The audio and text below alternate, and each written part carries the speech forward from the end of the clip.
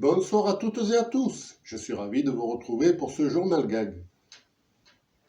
Toujours à cause de cette crise du début 2023, voici encore quelques exemples d'augmentation. Les tarifs des lustres ont atteint des plafonds. En prévention routière, les contraventions pour excès de vitesse dépassent les limites. Les chenils se plaignent des prix bien trop élevés. Les abonnements des clubs de tir à l'arc montent en flèche. Dans le domaine du spectacle, le coût du matériel de sonorisation s'amplifie. Dans les cliniques, le forfait de la liposuction enfle terriblement. Pour les baptêmes en montgolfière, les prix gonflent. Dans les cures d'amaigrissement, les factures des séjours s'alourdissent. Les tarifs des ascensoristes remontent. Les abonnements pour les clubs d'escalade grimpent. Le tarif du forfait journalier dans les maternités a triplé. Dans le domaine de la navigation, le prix des voiles s'est hissé sensiblement. Le prix des inscriptions dans les établissements de formation de langue s'accentue. Le chanteur Stéphane Echer a décidé de changer de nom. Et désormais, vu son augmentation, la célèbre expression deviendra « la moutarde me monte aux yeux ».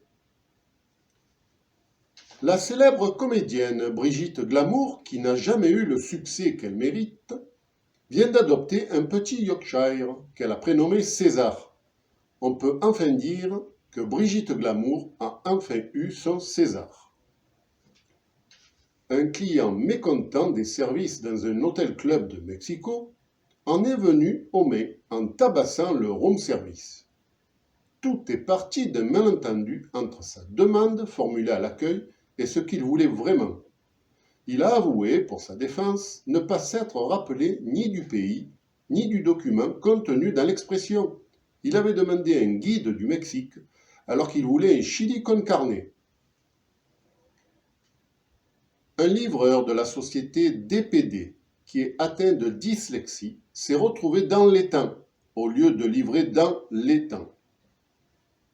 Mais il existe d'autres conséquences de cette maladie. Voici une petite série en vidéo.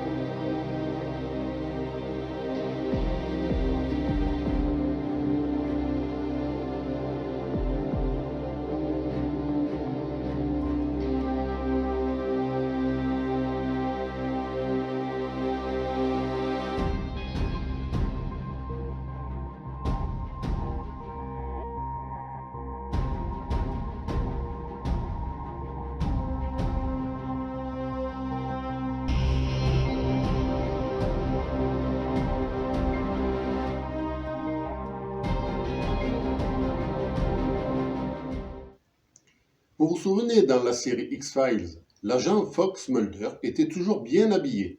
Il avait toujours des costumes qui tombaient impeccables. Maintenant, on sait pourquoi. Car la vérité est ailleurs. 4 terroristes qui voulaient faire dérailler un train sont tous décédés. En effet, ayant déposé des poutres métalliques sur les rails où devait passer le rapide Paris-Marseille, les criminels ont attendu durant plus de 2 jours et sont morts de froid.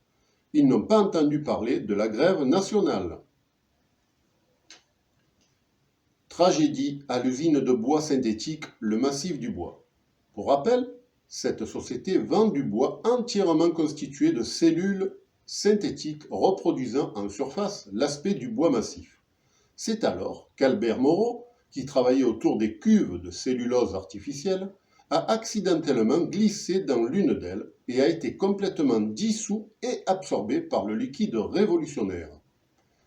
Conscient que cet accident causera une perte tragique pour la famille, l'ouvrier a été élevé à titre posthume au poste de cadre supérieur à la direction de l'entreprise.